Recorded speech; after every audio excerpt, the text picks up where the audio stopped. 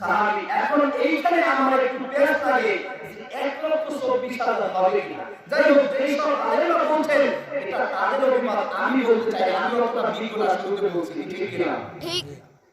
আমার দলের গেলে আটকে যাবো কি কইতেছেন, আমি কিন্তু শুরুতে বলছি কারণ আমি যেভাবে পেয়েছি এখানে আলেমরা মাসের নূর আলাইহিস সালামের কীর্তি যে কাজ ছিল, এই কাজের ভিতরে 1,24,000 নবীর নাম লেখা ছিল, আর 4টা কাজ ছিল বাকি।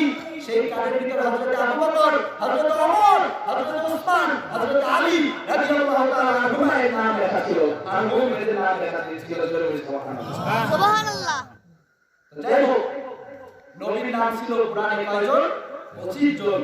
আর আমরা 1,24,000 বলি, এর চেয়ে অধিক। এই ধারাবাহিকতায় আমরা এই নবীর উম্মাহ, তিনি হলেন বিশ্ব নবী জনাব মুহাম্মদুর রাসূলুল্লাহ সাল্লাল্লাহু আলাইহি ওয়াসাল্লাম। এখন আমরা তো তার দিন পালন করি, ঠিক না? কথা বলেন, তার দিন না?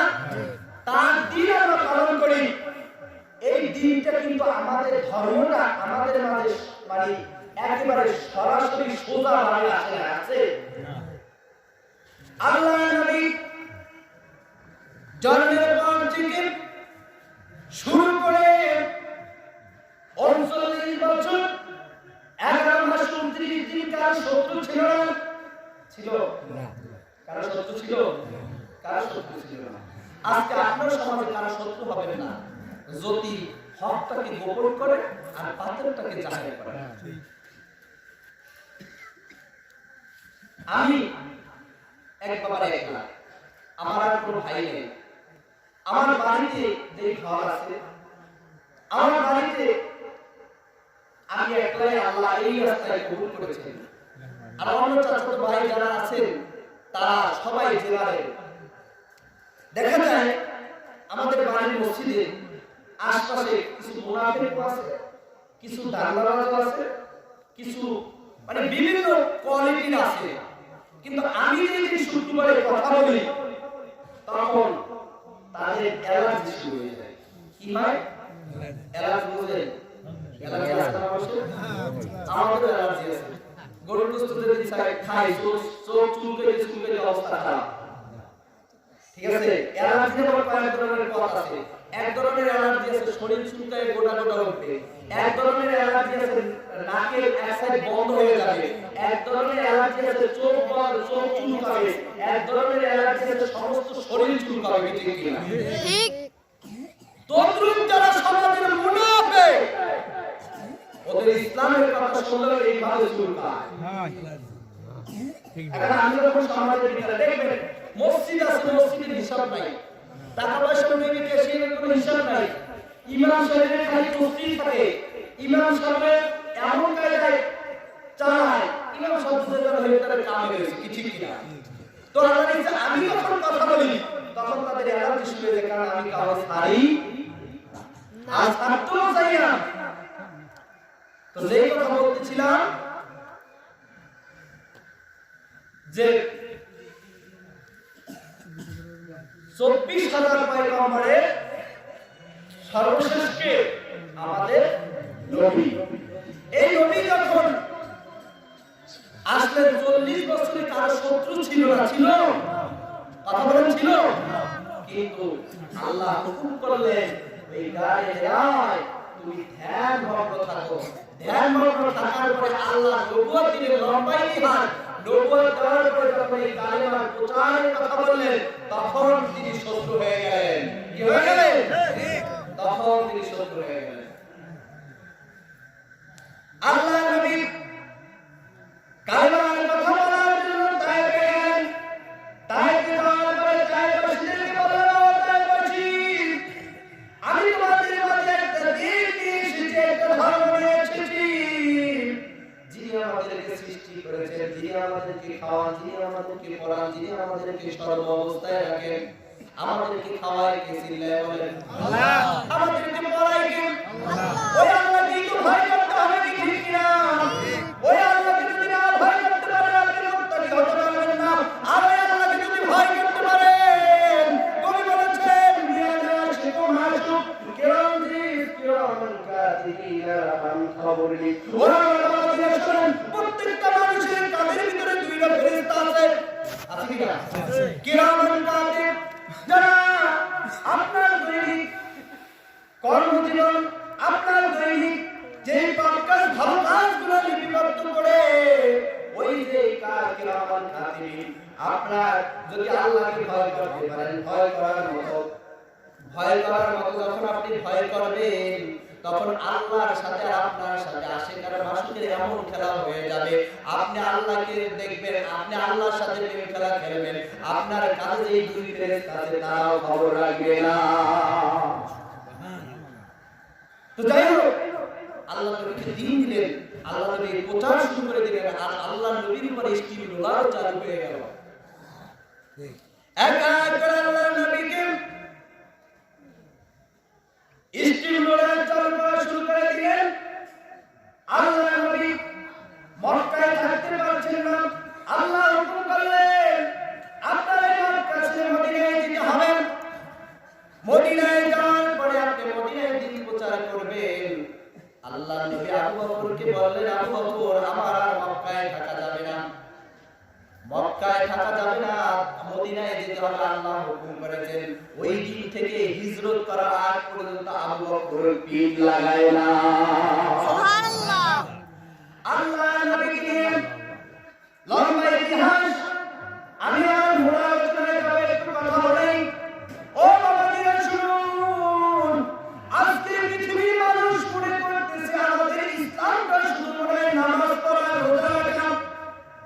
ইসলামটা শুধু নামাজ পড়া, রোজা রাখা। ইসলামটা কোথা থেকে এসেছে, ইসলামটা কিভাবে এসেছে, ইসলামটা কিসের বিনিময়ে এসেছে, ইসলামটা আমাদের মাঝে কিভাবে উপস্থাপিত হয়েছে, আজকে শুনুন।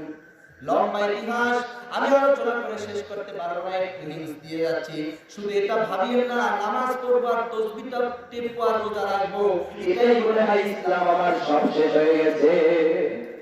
আল্লাহ রাব্বুল আলামিন বলেন, কুনতুম খায়রা উম্মাতিন উখরিজাত লিন-নাস তা'মুরুনা বিল মা'রুফ ওয়া তানহাউনা আনিল মুনকার। ও পৃথিবীবাসী শোনো, তোমরাই হলো সর্বোত্তম জাতি, তোমরা সর্বশ্রেষ্ঠ জাতি। তোমাদেরকে সৃষ্টি করা হয়েছে একে অপরের কল্যাণার্থে। কল্যাণ করেন আজি সাহেব অস্করে আই মসজিদ में তাসবিহ পড়ে, বেল্ট লাগাই, রুমাল লাগাই দেখতে থাকে। আজি সাহেব আপনার ঘরের ভিতরে আজকে সেট পাচ্ছে, আজি সাহেব এটা দিয়ে আপনি বন্ধ করেন না। আজি সাহেব দুই লিয়ে কইতেছে, আমার কথা না দিয়ে শুনে না। কি ঠিক কি না? কথা বলেন ঠিক কি না? ও আজি সাহেব এই অস্করে কোনো নাম নাই। তুমি মক্কা গিয়েছো, তুমি মদিনা গিয়েছো, তুমি বাড়ির ভিতরে এসে তোমার ঘরের মানুষকে জাহান্নাম থেকে যদি না ফিরাইতে পারো, ইসলামের ভিতরে যদি না দাখিল করতে পারো, তোমার এই ভাস্করা দ্বারা কি হয়েছে? আল্লাহ নবী সমস্ত বাতিল থেকে ফিরানোর জন্য আল্লাহ নবী মার খেয়ে যুদ্ধ করে 27টা যুদ্ধে আল্লাহ নবী অংশগ্রহণ করে করে আজকে এই দিন মুসলমানের মাঝে রেখে গেল, আর সেই দিন নিয়ে মুসলমানরা আজকে ফিরে গেছে কিনা? আল্লাহ নবী বিশ্বনবী হযরত আবু বকরকে নিয়ে রওনা দিলেন মদিনায়। মদিনায় যাওয়ার পরে কাফেররা মুশরিকরা দারুল নদওয়ার ভিতরে বৈঠক করলেন। বৈঠক করে বললেন, আজকে যে মুহাম্মদের কল্যাণ দিতে পারবে, আমরা তাকে এত এত স্বর্ণমূল্য, এত এত সম্পত্তি দেব। যাই হোক, আল্লাহ নবী রওনা দিলেন মক্কা থেকে মদিনায়। আল্লাহ নবীর পিছনে পিছনে কাফের মুশরিকরা ধাওয়া করতেছে। গায়সুল পাহাড়, যে পাহাড়ের ভিতরে ওঠার কোনো সিঁড়ি নাই, এখানে যদি কোনো হাজি সাহেব থাকেন, আপনারা দেখে এসেছেন বর্তমানে 2.5 ঘন্টা আগে ওই গায়সুল উঠতেন। ওই গায়সুল পাহাড়ের ভিতরে সিঁড়ি করে দিয়েছে প্রায় 250 থেকে 300 সিঁড়ি। ওটা থাকবে এখন হাসিয়া পড়বে, যেটা উঠতে 2.5 থেকে 3 ঘন্টা সময় লাগে। আমার বিশ্বনবীকে কাঁধে নিয়ে হযরত আবু বকর রাদিয়াল্লাহু তাআলা বিশ্বনবীকে কাঁধে নিয়ে একটা পাথরের উপরে পা দিয়ে ওই গাড়ি শুরু করলেন। গাড়ি শুরু করে একটা গুহার ভিতরে অবস্থান নিয়ে যাতে কাফের মুশরিকরা দেখতে পারে না। বিশ্বনবী হযরত আবু বকর ওখানে অবস্থান করলেন। বিশ্বনবী ডাকতে বললেন, আবু বকর শোনো, আমার খুব বিচ্ছুরণ হয়ে গেছে, আমার একটু বিশ্রাম করার দরকার। আপনারা চিল্লায় বলেন, গাড়ি শুনে উঠলেন বিশ্বনবীকে নিয়ে আবু বকর। এখন এই বিশ্রামের প্রয়োজন কার? কিন্তু আবু বকর বিশ্বনবীকে কোনো কষ্ট দিলেন না। আবু বকর বসে বিশ্বনবীকে তার উপরে বিশ্বনবীকে শোয়ায় দিলেন। আর আবু বকর বসে আছেন, বসে বসে দেখতে পাচ্ছেন চতুর্পাশে ছিদ্র। আবু বকর পাগড়ি ছিঁড়ে কিতাবের ভিতরে সেজে জামা ছিঁড়ে বা লুঙ্গি ছিঁড়ে পাগড়ি ছিঁড়ে যাই হোক এগুলো ছিঁড়ে ছিঁড়ে এক একটা ভয়, এক একটা ভাগ, এক একটা গর্তকে মারলেন। গর্তকে মারার পরে একটা গর্ত ভাগ ছিল, ওই দুনিয়ার মানুষের সরম ওই গর্তটার ভিতরে আবু বকর পায়ের গোড়ালি দিয়ে চেপে ধরছেন। কতক্ষণ পরে আল্লাহর নবীর সাহাবীর শরীর কালো হয়ে গেছে, আর বিষে ব্যথিত হয়ে চোখ দিয়ে দরদর করে পানি পড়ছে। যখন আবু বকরের চোখে পানি বিশ্বনবীর চেহারা মুবারকে পড়লেন, বিশ্বনবীর ঘুম ভেঙে গেলেন। আবু বকর কি হয়েছে? আবু বকর বললেন, জানি না, ওই গর্তের ভিতরে আমার পাটা রেখেছি, পাটা রাখার পরে কিতে জানি আমাকে ধ্বংস করেছে, আমার শরীর বিষে ব্যথিত হয়ে গেছে, আমি আর সহ্য করতে পারছি না। ইয়া রাসূলুল্লাহ, আমি বললাম, জানি না আজ কি হয়েছে, আমি আর পারছি না, আমি মনে হয় আপনার সাথে মদিনা যেতে পারবো না। বিশ্বনবী চিল্লায়ে বললেন, কে এখানে, কে আছো? আমার আবু বকরকে তুমি ধ্বংস করেছো, বেরিয়ে আসো। কতক্ষণ পরে ওই গর্ত দিয়া একটা সাপ মুখ বের করে পালা ধরেছে। সাপটাকে বলে, রাসূলুল্লাহ, হাবিবাল্লাহ, আপনি আমাকে তুমি মাফ করে দেন, আমাকে ক্ষমা করে দেন, আমি বুঝতে পারি নাই। বিশ্বনবী বললেন, কেন তুমি আমার আবু বকরকে ধ্বংস করলে? কেন তুমি আমার আবু বকরকে কাটা দিলে? তুমি আবু বকরকে আঘাত করলে? সাবধান দিয়ে বলছে, ইয়া রাসূলুল্লাহ, ইয়া হাবিবাল্লাহ, আমার কোনো দোষ নেই। তাহলে শুনুন, ওই যে দেখতে পাচ্ছেন খেজুর গাছের বাগান, ওই বাগানে ছিল আমার বসত বাড়ি, আমি ওখানে থাকতাম। হযরত মুসা আলাইহিস সালামের জামানায় দুইজন বেদুইন দুইটা ঘোড়ার উপরে এসে ওখানে বসে একে অপরকে বলা শুরু করলেন। ওই যে গাড়ি শুরু দেখতে পাচ্ছ, ওই গাড়ি ছিল আদি জামানার বিশ্বনবী, ওই মক্কা কাফের মুশরিকদের তারা খেয়ে খাওয়া খেয়ে ওখানে অবস্থান করবেন। রাসূলুল্লাহ, ইয়া হাবিবাল্লাহ, আপনার নূরের চেহারা মুবারক দেখার জন্য আমি ওই দিন ওই কথা শুনে এখানে অবস্থান নিয়েছি। আমার যখন খানা পিনার প্রয়োজন হয়, আমি খানা পিনার প্রয়োজন হলে আমি চলে যাই ওকে খানা পিনা খেয়ে আবার এখানে চলে আসি, কিন্তু আমি দূরে কোথাও থাকি না। সুবহানাল্লাহ। ইয়া রাসূলুল্লাহ, ইয়া হাবিবাল্লাহ, আমি যখন আওয়াজ পেলাম, আমি যখন শব্দ শুনলাম আপনি আবু বকর এখানে ঢুকে গেছেন, তখন থেকে আমার শরীরের ভিতরে জ্বালা যন্ত্রণা শুরু হয়েছে। আমি আপনাকে কখন দেখবো? আমি এই গর্ত দিয়ে মুখ দিই, আবু বকর ওখানেও নেকড়া ঢুকায়া দেয়। আমি ওই গর্ত দিয়ে মুখ দিই, ওখানে আবু বকর ওটাকে আটকায়া দেয়। আমি এই গর্ত দিয়ে মুখ দিই, ওখানে আবু বকর গর্ত আটকায়া দেয়। একটা গর্ত বাঁকা ছিল, সেখানে আবু বকরের আবু বকরের গোড়ালিটা দিয়ে রেখেছে, আমি আর সহ্য করতে পারি না। আমার বাবাজিরা, আল্লাহর নবী লালন পালন দিয়ে বিশ্বনবী আবু বকরের ওই পৃষ্ঠাকে পানি করে দিয়ে মক্কা থেকে মদিনায় গেলেন। মদিনায় যাওয়ার পরে 10 বছর দিনের দাওয়াত দিলেন। দিনের দাওয়াত দেওয়ার পরে দিনকে পরিপূর্ণ করে দিলেন, একটা সংবিধান দিলেন, কনস্টিটিউশন আল কোরআন। কি দিয়েছে? মুসলমানের সংবিধান হলো আল কোরআন। এই আল কোরআন মানজাল্লাহ আলাইকাল কোরআন লিতাশকা, এই কোরআনকে নাযিল করার পরে আল্লাহ রাব্বুল আলামিন বলেন, হে নবী, আমি কোরআনটা তো আপনার উপরে কষ্টের জন্য নাযিল করি নাই। এই কোরআনটা যারা মানবে তাদের জন্য উপদেশ। এই কোরআনের ভিতরে আল্লাহ রাব্বুল আলামিন সমস্ত বিষয় মুসলমানদেরকে জানায় দিয়েছেন। যে কোরআনের কারণে মুসলমান এই কোরআনকে আঁকড়ে ধরতে পারলে, এই কোরআন অনুসারে জীবন যাপন করতে পারলে প্রত্যেকটা মানুষ হেদায়েত পেয়ে যাবে। সুবহানাল্লাহ।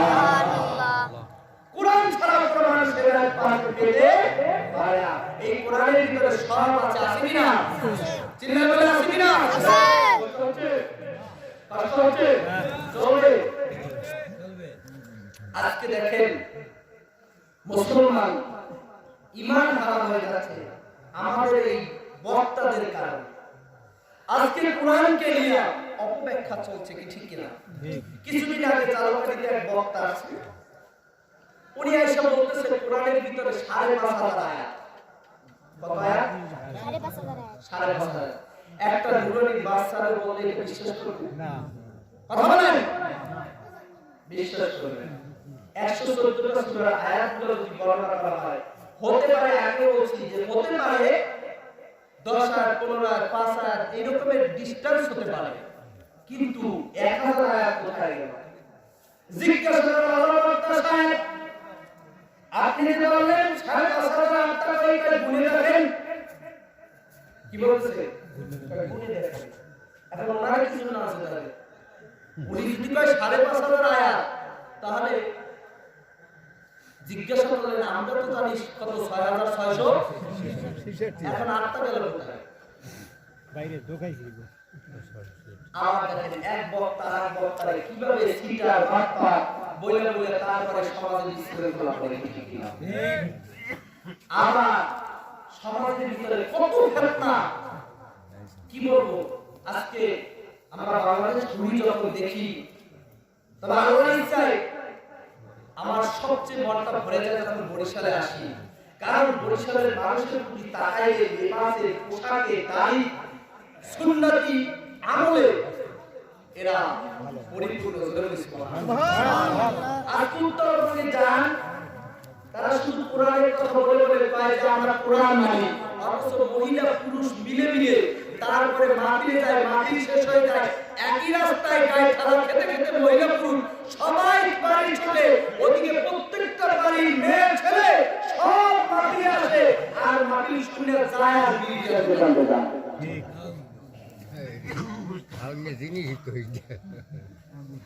এই হলো কোরআনের কথা বলে। আজকে বাংলাদেশ ঘুরবেন, দেখবেন ইসলামী মানুষ আছে, ইসলামের কথা বলার মানুষ আছে, কিন্তু আমলওয়ালা মানুষ নেই। কি নাই? আমলওয়ালা মানুষ নাই। আজকে আলেম বক্তা সাহেব বক্তা করে না, আলেম বক্তা সাহেব সুদ খাচ্ছে, আলেম সুদের কেশিয়া হচ্ছে। আমার সমাজে একটা এলাকায় বাজার আছে, যে বাজারে এমন কোন ঘর নাই যেখানে সুদ নাই। সেখানে আবার সেক্টরে সেক্টরে সমিতি আছে। একটা ছোট্ট একটা বাজারে ২১ থেকে ২৫টা সমিতি আছে। সেখানে যারা 6 থেকে 10 পর্যন্ত এদের পরিচালিত একটা সমিতি, 10 থেকে অনার্স মাস্টার পর্যন্ত এদের পরিচালিত একটা সমিতি। এরপর যারা ওই পড়ালেখা শেষ করেছে, চাকরি পায় নাই, বিয়ে করার আগ পর্যন্ত এদের মধ্যে আবার একটা সমিতি। বিয়ে করার পর যারা যুবক ৪০ থেকে ৪৫ বছর, এদের থেকে আবার একটা সমিতি। এরপরে ওই ৫০ থেকে ৬০ বছর যারা সুদরে লিপ্ত হবে। এইখানে আল্লাহ বলতে গেছে কি বলেন? তাকবীর বলতে গেছে সুবহানাল্লাহ আলহামদুলিল্লাহ লা ইলাহা ইল্লাল্লাহ। তারা সুদের পাগলে কার কাছে কয়টা টাকা আসল হইলে এটা নামাজ পড়ে পড়ে এটাই নামে পড়ে, আর তারা পাঁচ ওয়াক্ত নামাজ পড়ে বড় তাআল করে জোর করে নাউজুবিল্লাহ। এটা হলো ইসলাম? এটা ইসলাম নাই। যাই হোক, এই ইসলামে আল্লাহ তাআলা সব দিয়েছেন, এই কোরআনে আল্লাহ তাআলা সব দিয়েছেন, কিন্তু আমাদের মানার হচ্ছে না। যাই হোক, আমি একটা আয়াত তেলাওয়াত করেছি আর একটা হাদিস পাঠ করেছি, ঠিক কি না? এরপর অল্প কথা বলে আমার আলোচনা শেষ করব। সম্মানিত সুধী, আদম আলাইহিস সালামের ধারাবাহিকতায় আমরা এই জমিনে এসেছি, ঠিক না? এরপরে আমাদের পিতা মাতা এবং উভয়ের মাধ্যমে আমরা এই জমিনে এসেছি, কি ঠিক কিনা? হ্যাঁ, পিতা মাতা ছাড়া কে আছে? আছে, আসে নাই? আমার আল্লাহ তাআলা এই পৃথিবীর ইহুদি মুশরিকরা কোন যেন প্রশ্ন আল্লাহর দরবারে করতে না পারে, আল্লাহকে যেন না ঠকাইতে পারে, এই কারণে আল্লাহ তাআলা পিতা মাতা ছাড়া একজন মানুষকে বানাইছেন, তিনি হলেন হযরত আদম আলাইহিস সালাম। আদমের পিতা মাতা আছে? আছে? অল্প মানুষ তো বলছেন, অন্য যারা আছে তারা মনে হয় জানেন, জানলে বলেন। আদমের পিতা মাতা কি আছে? নাই। সবাই বলেন নাই। নাই। এখন এইখানে মুশরিকরা কি প্রশ্ন তুলতে পারবে? পারবে না। এরপরে আল্লাহ তাআলা আবার বাপ ছাড়া সন্তান বানাইছে, বানাইছে না? এরপরে আরেকটা জিনিস হলো, বর্তমান পৃথিবীতে এমন একটা জিনিস জন্ম নিয়ন্ত্রণ হয় কিনা? কিছুদিন আগে একটা পত্রিকায় পড়লাম, এক নতুন দম্পতি তারা সন্তান নিবে না। কি করবে না? তাদের বডি ফিটনেস নষ্ট হয়ে যাবে। কি হবে? অনেক মা বোনরা আছে তারা করে সন্তান নিলে বডি ফিটনেস নষ্ট হয়ে যায়, এখন নিবে না, কিন্তু তারা দৈনিক তাদের যে চাহিদা সেটা তারা মিটাই দিচ্ছে। কিন্তু যে নির্দিষ্ট স্থানে পতিত হলে আল্লাহ সন্তান দেয়টাকে অ্যাকসেপ্ট করে, গ্রহণ করে, একটু বাকি ওরা এটাকে পতিত করেছে। ওরা নিশ্চিন্তা যে সন্তান হবে না। কি হবে না? সন্তান হবে না। কিছুদিন পরে আল্লাহ রাব্বুল আলামিন ওই নারীর গর্ভে আল্লাহ সন্তান দিয়ে দিলেন। সুবহানাল্লাহ। ওই নারীর গর্ভে আমার ওই ফিটনেস নষ্ট হয়ে যাবে, এই জন্য আমি সন্তান নিতে চাই নাই, কিন্তু আমার যৌন চাহিদা কম নেই, দৈনিক আমার যৌন চাহিদা মিটাতে হয়, কিন্তু যৌন চাহিদা মিটাইলাম, কিন্তু আমার সন্তান কিভাবে অ্যাকসেপ্ট হলো? ওই নারীকে পরীক্ষা নিরীক্ষা শুরু করে দিলেন ডাক্তাররা। ও আমার বাবা যে শোনো, আল্লাহ তাআলা মহান কুদরতের মালিক ঠিক কিনা? আল্লাহ রাব্বুল আলামিন যা চায় তা করে যায়। আল্লাহ রাব্বুল আলামিন বলেন কুন ফায়াকুন, আমি যা করার ইচ্ছা করি কুন বলার সাথে সাথে ফায়াকুন হয়ে যায়। পরীক্ষা নিরীক্ষা করার পরে ওই মহিলার ওই জায়গাটা পরীক্ষা করার পরে দেখলেন যে এমন একটা জায়গায় দিয়েছে, ওই ডাক্তাররাও কল্পনাহীন, ওই ডাক্তাররাও বিচিন খাচ্ছে, ওই ডাক্তাররাও তুমি শোনো, আমাদের কোনো যন্ত্রে ধরছে না যে এই জায়গাটায় সন্তান হতে পারে, কিন্তু আমাদের গবেষণায় একটা জিনিস পাওয়া গেছে, সেটা হলো এটা হলো আল্লাহর কুদরত। সুবহানাল্লাহ। আমার বাবাজিরা, এই পিতামাতার স্বামীর পরিচয় দুনিয়ার আলো দেখাইল আল্লাহ তাআলা। ওই পিতামাতার খেদমত করতে হয় কিনা? করেন না? হয় কিনা? আল্লাহ রাব্বুল আলামিন বলেন, অকাদা রাব্বুকা আল্লা তা'বুদু ইল্লা ইয়্যাহু ওয়া বিল ওয়ালিদাইনি ইহসানা। আল্লাহ রাব্বুল আলামিনের পক্ষ থেকে একটা ফয়সালা আদেশ জারি হয়ে গেল। আল্লাহ রাব্বুল আলামিন কুরআনুল কারীম পৃথিবীতে জানায় দিলেন, তোমরা আল্লাহর ইবাদত করবে। কার ইবাদত করবে? আল্লাহ। এই পৃথিবীতে আল্লাহ ছাড়া কোনো নাস্তিক, বেঈমান, কোনো মুশরিক, কোনো ফাসিক, কোনো মুনাফিকের ইবাদত করা যাবে না। আজকে সমাজের ভিতরে গরিব কিছু মানুষ আছে যারা দেখবে না পুরো চালানা চলছে, মেম্বারে এমপি কিছু কিছু সিরিয়াল দেয়, আরেক পুরো চাল পাওয়ার পরে নিয়ে আসে, আর জিজ্ঞাসা করা হয় এটা কি? তাহলে আজকে খাওয়ানো হতো না, জোরে বলি আলহামদুলিল্লাহ। এখন এই গরিব বাবাদের ইমান আছে কিনা? আছে?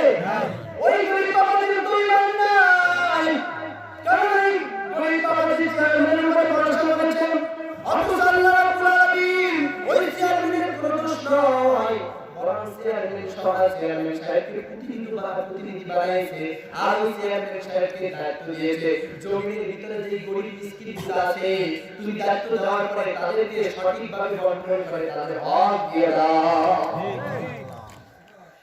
আমার বাবারা, এই কারণে আল্লাহ বলছেন তুমি আল্লাহর ইবাদত করবে, আল্লাহকে ভয় করবে। কাকে ভয় করবে? আল্লাহকে ভয় করবে। আল্লাহকে যদি ভয় করা যায় তাহলে কি হয়? জান্নাত দিয়ে দেয় আল্লাহ রাব্বুল আলামিন। আপনার রিজিকের বন্দোবস্তটা এমন জায়গা দিয়ে করে দিবে আপনি কোনোদিন কল্পনাও করবেন না।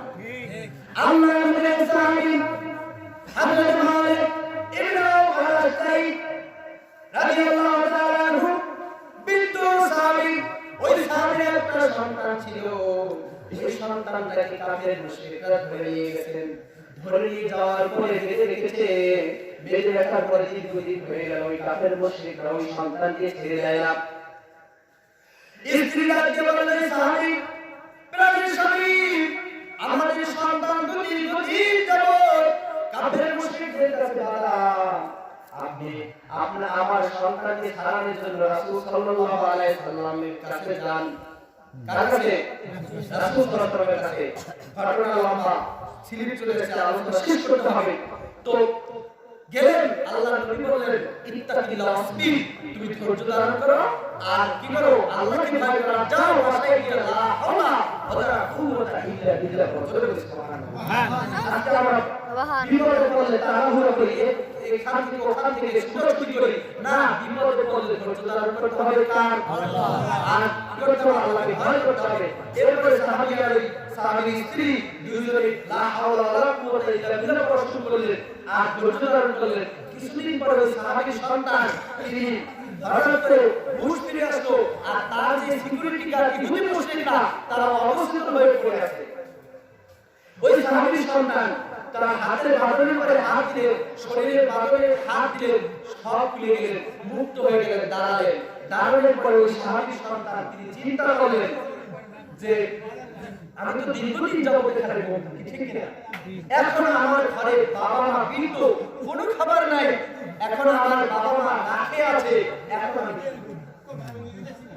সাহাবীর সন্তান চতুর্দিকে তাকায় দেখি ওই মুশরিকদের অসংখ্য বকরি। ওই সাহাবীর সন্তান ডাকতে বলল, ও বকরিরা শোন, তোদের যে ইহুদি মুশরিকরা দীর্ঘদিন আমাকে এখানে বেঁধে রেখেছে, আমি তো বাবা মায়ের কাছে ছিলাম না, কোনো কিছু অর্থ উপার্জন করতে পারি নাই, আমার এখন বাড়ি যাচ্ছি, কিন্তু বাবা মায়ের কাছে কি নিয়ে যাবো? তোরা চল আমার সাথে আমার বাড়িতে, জোরে বলি সুবহানাল্লাহ। তাফসীরের কিতাবের ভিতরে এসেছে এক নয় দুই নয়, ওই সাহাবীর সন্তানের সাথে ৪,৫০০ অধিক বকরি বাড়ি চলে গেল। আর আল্লাহ রাব্বুল আলামিন ওই সাহাবী যে ইত্তাকিল্লাহ, আল্লাহকে ভয় করেছে আর ধৈর্য ধারণ করেছে আর বলেছে লা হাওলা ওয়ালা কুওয়াতা ইল্লা বিল্লাহ, এই কারণে ওই সাহাবীর সাথে আল্লাহ স্বয়ং কোরআনের আয়াত নাযিল করে দিলেন। আল্লাহ রাব্বুল আলামিন বলেন, ওয়া মান ইয়াত্তাকিল্লাহ ইয়াজআল লাহু মাখরাজা ওয়া ইয়ারযুকহু মিন হাইসু লা ইয়াহতাসিব। আল্লাহ রাব্বুল আলামিন বলেন, যিনি প্রকৃতভাবে ভয় করে, ভয় করার মতো ভয় করে, ওই ব্যক্তির পথ আমি এমন জায়গা দিয়ে, মুক্তির পথ এমন জায়গা দিয়ে বের করে দিব, রিজিকের বন্দোবস্ত এমন জায়গা দিয়ে করে দিব যেটা তিনি কল্পনাও করে নাই, জোরে বলি সুবহানাল্লাহ। তো সম্মানিত সুধী, আল্লাহকে ভয় করতে হবে। এরপরে আল্লাহ হুকুম করে দিলে তোমার যে পিতামাতা আছে, এই পিতামাতার কি করো? সদাচরণ করো, পিতামাতার খেদমত করো। এরপর আল্লাহ রাব্বুল আলামিন বলেন, ইন্না ইয়াবলুগান্না ইনদাকাল কিবারা আহাদুহুমা আও কিলাহুমা ফালা তাকুল লাহুমা ফি ওয়ালা তানহারহুমা ওয়া কুল লাহুমা কাওলান কারীমা। আল্লাহ রাব্বুল আলামিন বলেন, তোমার পিতামাতা কয়জন? বলেন কয়জন? কি ঠান্ডা হয়ে গেছেন? সহ্য হয় না? সহ্য চলে না? ভালো লাগে না? ভালো লাগে। ভালো তো না লাগারই কথা, কারণ আপনারা তো এরকমের সুন্দর বক্তা না। এই কারণে কিন্তু কথাগুলো কিন্তু শুনতে হবে। হ্যাঁ পারা ঠিক না শুনতে ভালো লাগে? পিতা মাতা কয়জন? দুইজন পিতা মাতা আল্লাহ কোরআনে বলে দিলেন তোমার পিতা মাতার মধ্যে যদি দুইজন অথবা একজন যদি বার্ধক্য অবস্থায় পাও, বার্ধক্য অবস্থায় পেলে তাদের সাথে ভালো ব্যবহার করবে, তাদের সাথে এমন কোনো কথা বলবে না তাদের থেকে উচ্চ শব্দটা বের হয়।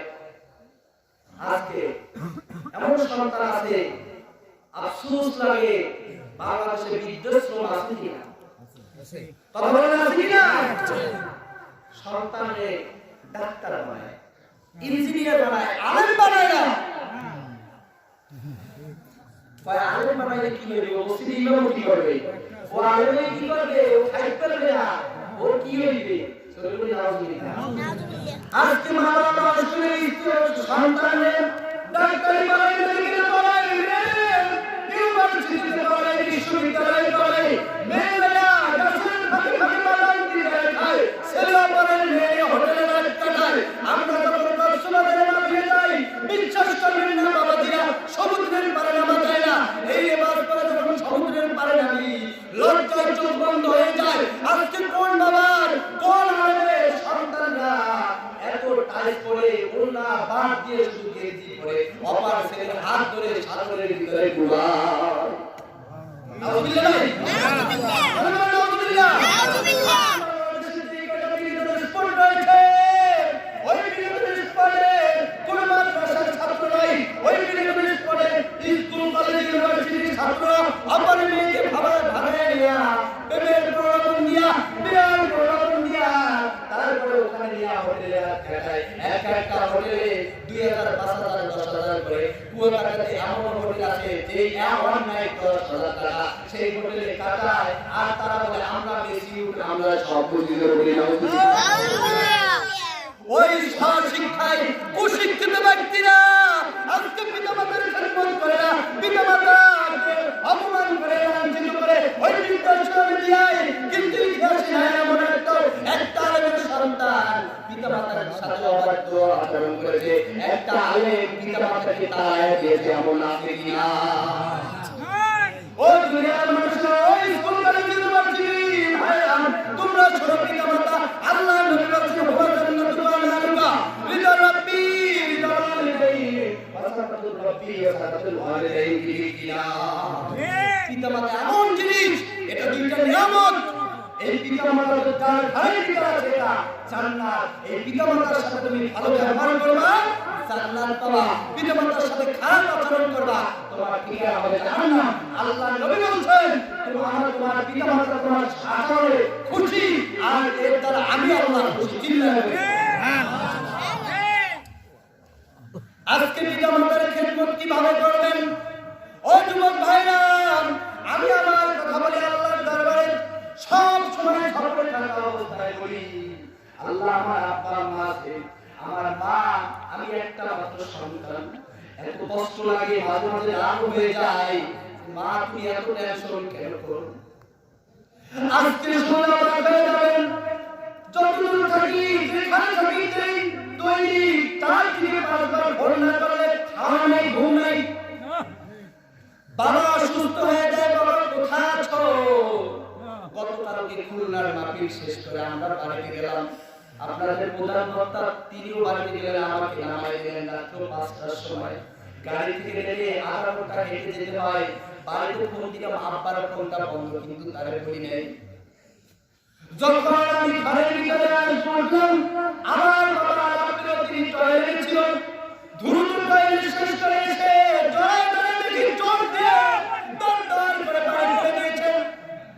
আমি বললাম কি হয়েছে? বাবা তুই এই যে আধা ঘন্টার রাস্তা অন্ধকারে হেঁটে আসলি, তোর কি ভয় লাগে না? আমার তো এখন মানে শরীরটা কাঁপতেছে, তুই কিভাবে বাড়ি পর্যন্ত আসলি? আমাকে একটা কম দিবি। আমার বাবা দিলে শুনুন, আমি বলছি আমি আল্লাহর উপরে ভরসা করে যখন গাড়ি থেকে নামলাম, আয়াতুল কুরসি পড়ে শরীরে ফু দিলাম, সূরা নাস পড়লাম, সূরা ফালাক পড়লাম, সূরা কাফিরুন পড়লাম, সূরা ইখলাস পড়লাম, পড়ে শরীরের ভিতরে ফু দিলাম। আমি মুহূর্তের মধ্যে ভাবতেছি আমার সামনে তো কিছু নাই, আমি যখন পথ হাঁটতেছি আল্লাহ আমার পথটা গায়ে দিতে জোরে বলি সুবহানাল্লাহ। সামনের পথের ভিতরে হাঁটবেন, 4 কুল করে শরীরে ফু দিবেন, প্রতি ফরজ নামাজের পরে আয়াতুল কুরসির ফু করে শরীরের ভিতরে ফু দিবেন। আপনার কোনো জিন পরি কোনো খারাপই আপনাকে স্পর্শ করতে পারবে না। ঠিক কিতাবের ভিতরে এসেছে, আয়াতুল কুরসির তাফসীরের ভিতরে এসেছে, কোন মুমিন বান্দা রাত্রি ঘুমানোর পর যদি আয়াতুল কুরসির ভিতরে একটা শব্দ আছে ওয়ালা ইয়াউযু হিফযুহুমা, এই শব্দটা উচ্চারণ করে হাতের ভিতরে এইভাবে একটা শব্দ করে, এই শব্দটা যতদূর যাবে অতদূরের ভিতরে চোর ডাকাত ঢুকতে পারবে না। আসলাম মা ঢাকাতে ছোট বড় বাসায়, কিন্তু দৈনিক 3-4 বার করে এখানে আসার পরে ফোন দিতে হয়েছে, কান্না করে। আজকে সেই মায়ের কাছে আমি যখন যাই, কোরআন হাদিস পড়ে দেখছি যে মায়ের কাছে যাও, কিছু নিয়ে যাও, হাদিয়া নিয়ে যাও। বাড়িতে আমার ধারণা বাড়িতে যখন নামবো তখন 5টা বাজবে, দোকানপাট খোলা থাকবে না। খুলনার মার্কেটে ঢোকার আগেই হুজুরের যে দোকান বক্তা আছে মহিবুল্লাহ সিদ্দিকী সাহেব ওনার বাবার জন্য ফল পাতা কিনছে, প্যাকেট করে গাড়ির পিছনে রাখছে। এখন চিন্তা করলাম আমারও তো কিনতে হবে, গাড়ি তো ওখানে মানে যখন নামবো গাড়ি থেকে তখন তো 5টা 4টা একটা দোকানও খোলা থাকবে না, তখন আমিও শুধু আব্বা একলা আর বাড়িতে ভাগ্নি, এই দুজন মানুষ। কিন্তু চিন্তা করলাম 1 কেজি আঙ্গুর আর কিছু কমলা আমিও প্যাকেট করে নিলাম। যখন আব্বার সামনে দিলাম, আব্বা খুশি হয়ে গেলেন, ভাই এগুলো কি জন্য লাগে, তুমি আসো, এই জন্যই খুশি দিলাম। আমার বুঝতে কি ভাবেন ওই সন্তান কিভাবে বাপ মাকে তাড়ায় বলেন নেশায়। আজকে সমাজে এমন মা আছে স্বামীকে এমন ভাবে বিরাজ করে, বাপ মা বিদ্য থাকে ওদেরকে মানতে চায় না। সমাজে এমন মেয়েদের কথা শোনা যায় যে মেয়েরা বলে তোমার বাপ মা আছে, আমি তোমার ঘরে থাকবো না, আমার নিয়ে রাজধানীতে থাকো। কি ঠিক কিনা? এই সমাজে নাই, আমাদের সমাজ আছে, এই সমাজের মা বোন অনেক ভালো। তবে এই সমাজে যদি থেকে থাকে আমি মা বোনদের বলবো, মা বোন তুমি যখন বাবার বাড়িতে ছিলাম তোমার বাপ মা তোমার ছিল, তুমি যখন শ্বশুর বাড়িতে এসেছো তুমি বাপ মাই তোমার এখন বাপ মা। কি ঠিক কিনা? ঠিক। তাদের খেদমত করো তুমি জান্নাত পাবা, তাদের সাথে খারাপ আচরণ করো তুমি জাহান্নামে যাবে। ঠিক ঠিক আল্লাহু আকবার।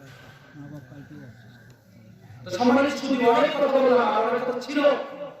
আমার কথায় যদি কেউ কষ্ট পেয়ে থাকে তাহলে বেয়াদবি মাফ করবেন।